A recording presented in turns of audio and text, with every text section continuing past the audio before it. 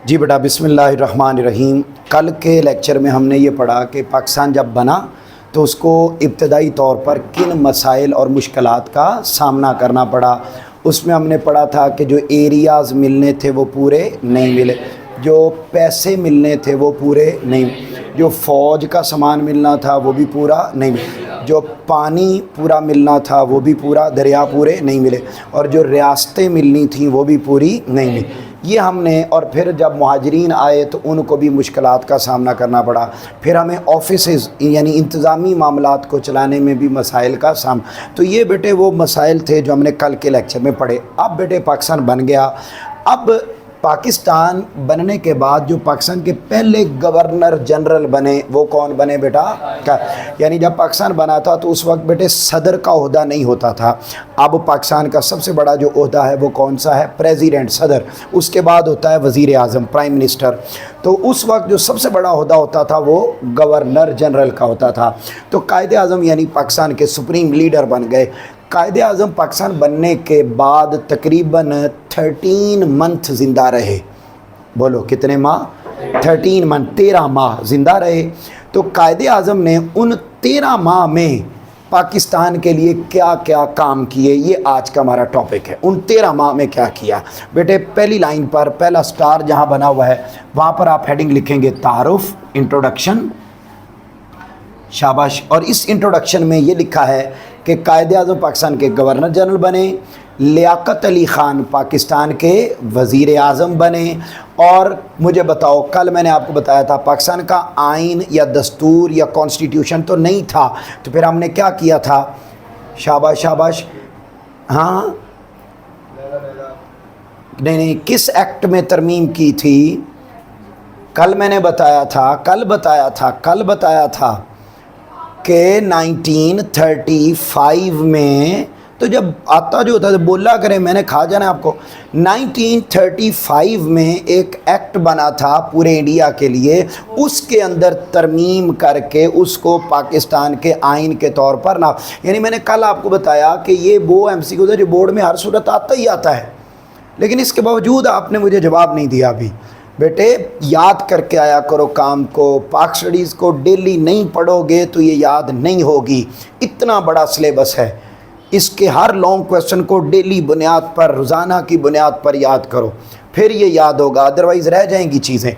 तो यहाँ देखो, अच्छा लिखा हुआ है 35, इसमें भी दोबारा उसके अंदर तब्दील की करके तो बेटे पाकिस्तान का पहला आइन के तौर पर उसको नाफिज कर दिया, ठीक है जी। और उसके तहत मुल्क के निज़ाम को चलाया गया। बेटे जहाँ सेकंड स्टार लिखा हुआ है वहाँ पर आपने हेडिंग लिखनी है इब्तदाई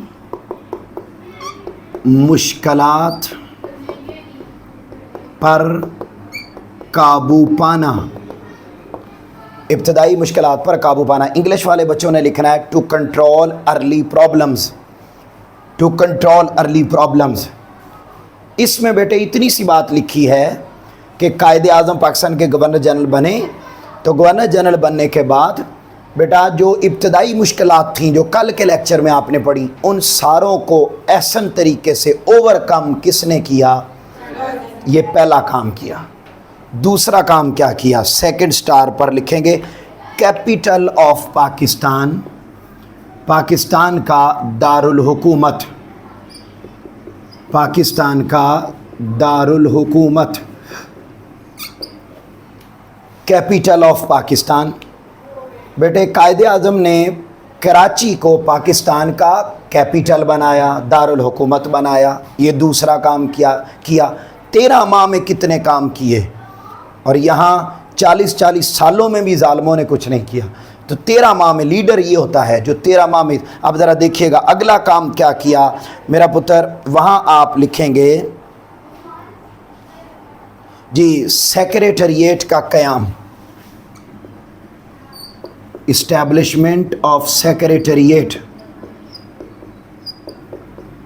सेक्रेटेरिएट का क़याम। कायदे आज़म मोहम्मद अली जिन्ना ने पाकिस्तान का हेड ऑफिस बनाया।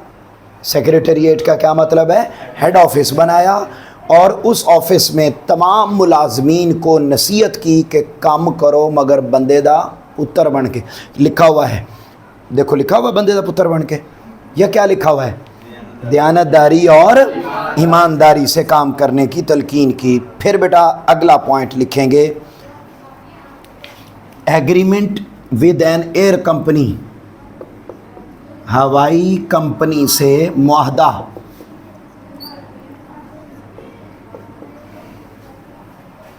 Agreement with an air company, हवाई कंपनी से मुआहदा।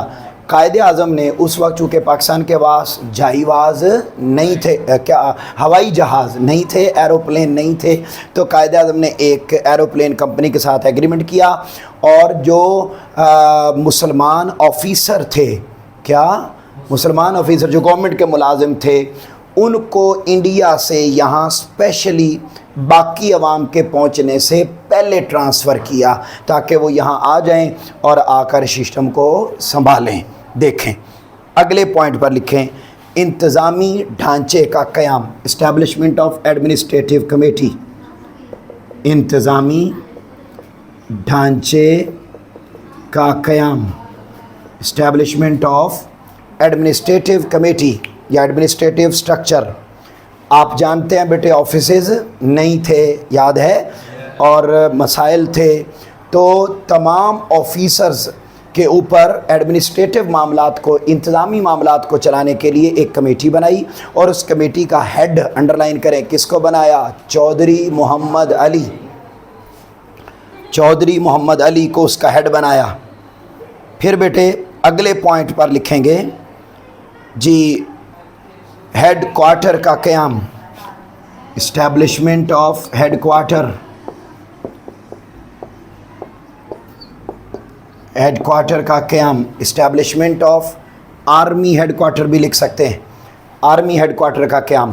बेटे कायदे आज़म मोहम्मद अली जिन्ना ने उन्हीं 13 माह में आर्मी के लिए, आर्मी, एयर फोर्स भी और आपकी जो नेवल फोर्स है उसके लिए भी, और जो आपकी बाकी जनरल आर्मी है उसके लिए भी, तीनों किस्म की जो आर्मी है उनके लिए एक हेड ऑफिस बनाया।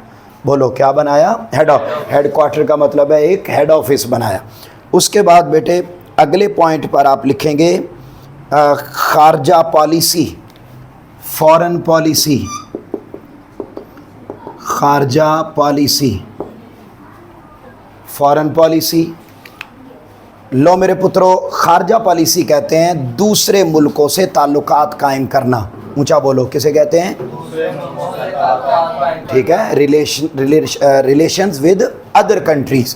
तो कायदे आज़म ने पाकिस्तान बनने के बाद कई मुल्कों के साथ ताल्लुकात भी कायम किए और सबसे ज़्यादा ताल्लुकात जो मज़बूत किए वो इस्लामी मुल्कों के साथ ताल्लुकात कायम किए और बिलखसूस ईरान के साथ अपने ताल्लुकात मज़बूत किए। किसके साथ? ईरान के साथ। उसके बाद बेटे अगला जो स्टार बना हुआ है उस पर आप लिखेंगे अक़वाम मुत्तहिदा की रुकनीयत, अक़वाम मुत्तहिदा की रुकनीयत,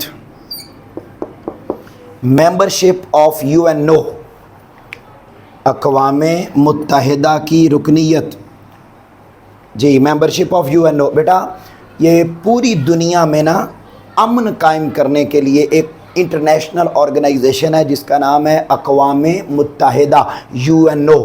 ये एक ऑर्गेनाइजेशन है, आपने हो सकता है नाम पहले सुना हुआ हो टीवी में, इसका नाम अक़वाम मुत्तहिदा।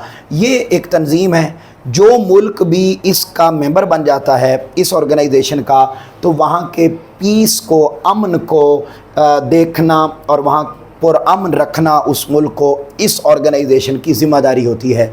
तो पाकिस्तान बनने के बाद कायदे आज़म ने पाकिस्तान को किसका मेंबर बना लिया? बोला अक़वाम मुत्तहिदा का।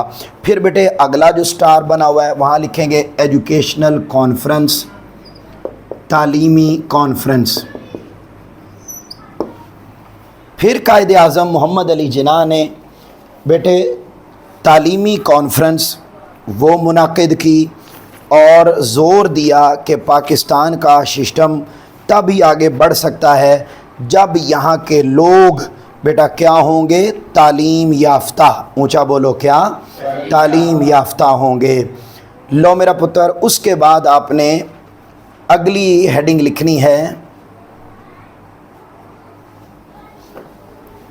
ये अब आपने इसमें इजाफी हेडिंग्स लिखनी हैं। ابھی لاسٹ سینٹینس پہ کچھ نہیں لکھنا، ٹھیک ہے، یہ اس پہ ابھی ہم کچھ نہیں لکھیں گے، یا ابھی اضافی ہیڈنگ لکھیں گے آپ، خاص گاڑیاں چلوانا، جی اسپیشل ٹرینز بیٹا عوام کو منتقل کرنے کے لیے قائد اعظم محمد علی جناح نے اسپیشل ٹرینیں بھی چلوائیں اور لوگوں کو یہاں پر منتقل کیا۔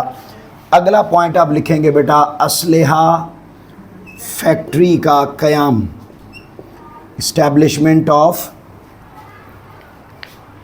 Factory, ordnance factory, establishment of ordnance factory, اسلحہ فیکٹری کا قیام۔ قائد اعظم نے بیٹا اسلحہ بنوانے کے لیے ملک کے اندر کیا بنوائی بیٹا؟ اسلحہ فیکٹری بھی بنوائی۔ پھر اس کے بعد قائد اعظم نے بیٹا لکھیں گے سول سروس اکیڈمی کا قیام، سول سروسز اکیڈمی کا قیام، establishment of civil services academy.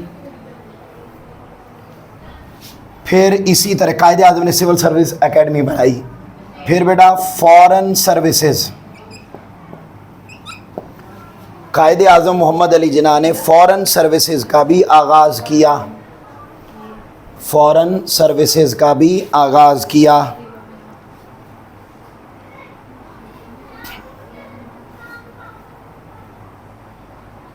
جی اس کے بعد آخری لکھیں گے سائنس اور ٹیکنالوجی پر توجہ،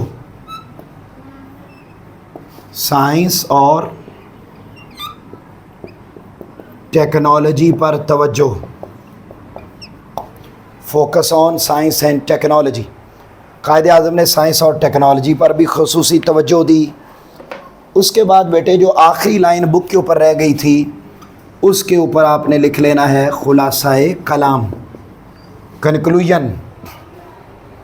قائد اعظم 13 ماہ زندہ رہے اور ان 13 ماہ کے اندر قائد اعظم نے ڈھیر سارا کام کیا، اور یہ تو وہ باتیں ہیں جو لکھی گئیں، اس کے علاوہ بے شمار کام تھے، صاف ظاہر ہے ہر جگہ پہ کیمپ لگے ہوئے تھے، ان کو جا کے دیکھنا، ان کی مدد کرنا، ان کو ضروریات پہنچانا، اور پھر سب سے بڑی بات یہ تھی کہ لوگ اتنی بڑی تعداد میں آ رہے تھے، قتل و غارت گری تھی، جیسا کہ آج شاید آپ نے سنا ہو، تو وہ قتل و غارت گری تھی، وہ بیٹے ساری چیزیں تھیں، تو ان کو مینیج کیا قائد اعظم محمد علی جناح نے۔ بالآخر آپ کو کون سا مرض تھا بیٹے؟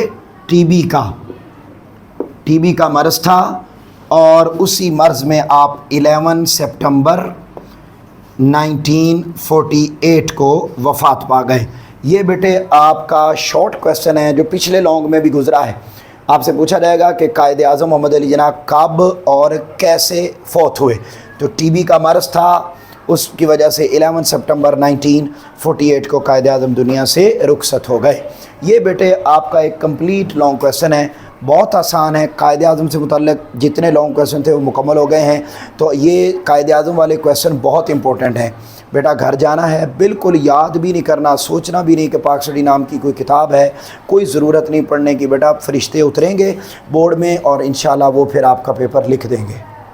ایسا ہی ہونا ہے نا بیٹے؟ روزانہ کا کام روزانہ کرو، روزانہ کا کام روزانہ پڑھو، ٹھیک ہے؟ اس طرح سسٹم آگے نہیں بڑھے گا، سلیبس بہت ہے، آپ روزانہ ایک لانگ کویسچن یاد کرتے جائیں گے، بعد میں آپ کے لیے ایشو نہیں رہے گا۔ اوکے، شاباش۔